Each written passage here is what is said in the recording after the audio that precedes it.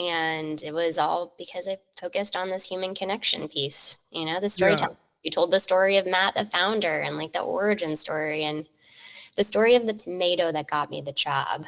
I actually wrote it in my, it was in an email to him after I had applied.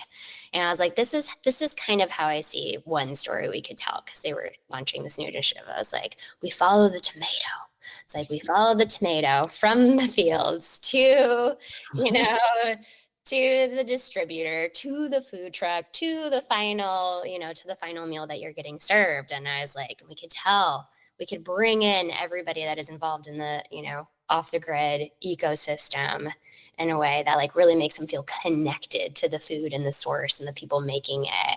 And he was like, you're hired. Let's tell more of the story. We Yeah. never actually told that story, but Yeah, so I think I'm glad I was about to ask like what happened with the story with the tomato, because you kind of hinted that. So I'm glad you told that story.